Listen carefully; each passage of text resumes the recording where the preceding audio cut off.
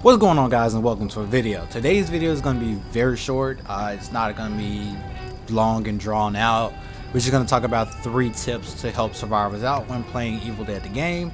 Currently I am level 19, so I've played a decent amount, and I just want to talk about 3 tips to help survivors out. This isn't like the know-all everything in Evil Dead the game, and there are a lot more things you can do in this game than what I'm about to talk about, but these are just 3 small things to help survivors out when playing the game.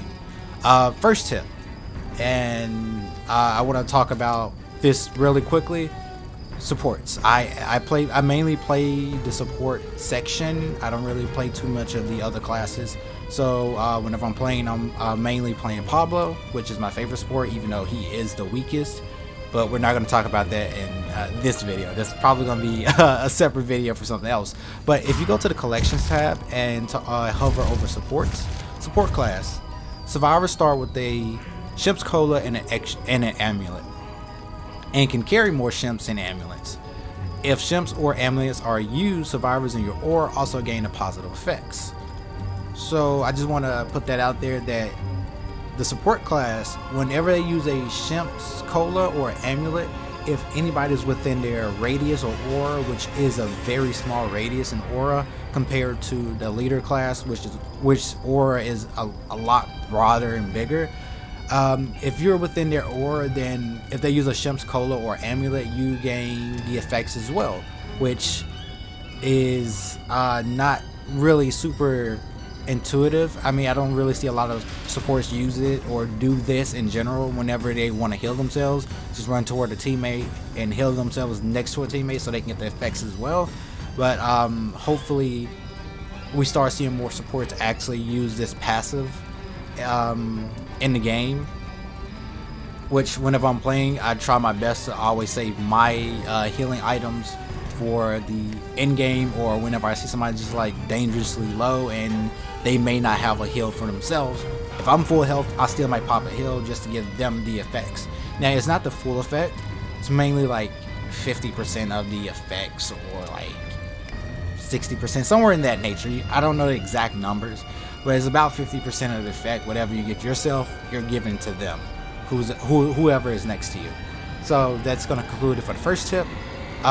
Second tip we're going to talk about is the beginning of the game. Whenever you first start the game out, you're looking for the 3 map pieces, and the demon has to find you guys. The demon currently does not know the location of the 3 map pieces, which gives you a better advantage in the early game than what people expect.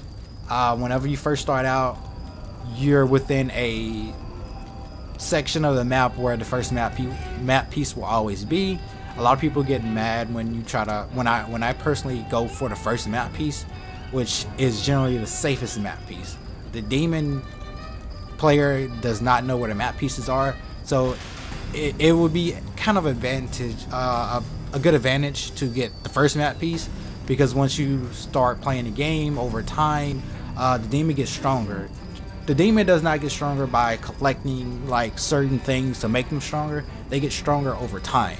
So if you're taking 15-20 minutes to get the first and second map piece, about time you get to the first and second map piece, I mean, the demon is going to be way ahead of you guys, and you're not going to have, you're going to be wasting too many heals and shields just to try to get the map piece, and you won't make it to the end game.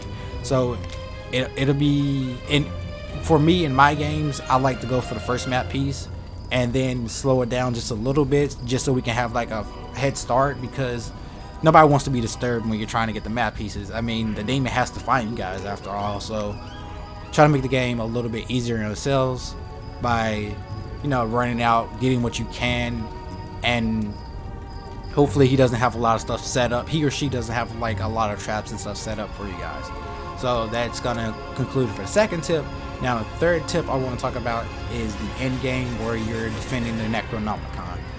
Before you get to the Necronomicon and you have to defend it, there's the demons that you have to use the dagger on, the Kandarian dagger. You have to do it 3 times before the Necronomicon is exposed. The 3rd time you use it, the demons go away, but before you do that, it's a good idea to help out teammates before doing so. And I'm gonna explain why. Once you get into the final showdown with when you have to defend the Necronomicon, teammates cannot be revived, and they cannot be picked up.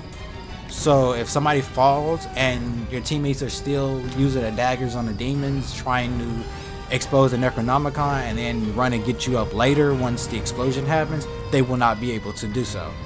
Meaning you should always pick up teammates before doing so, or heal or use your shields before doing so. That way everybody can be kind of topped off. Or even waiting before using your heals and shields, but just making sure everybody is alive for the final showdown. Because if they're down and the book is exposed, there's no helping them at all. I've seen it a lot of times happen where I stop trying to use the dagger on the demons and I try to run and help my teammates out, but the other two teammates don't realize what's happening and they complete the cycle, and it just leaves 3 people for the final showdown, or sometimes 2 people for the final showdown.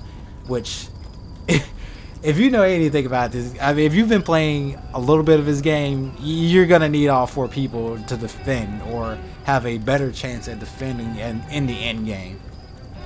So that's gonna conclude for 3 tips that I have for you guys. This is the know-all tips or the super advanced tips. There are a lot of more things that goes on in this game, but these are just 3 things that I just wanted to highlight in this game.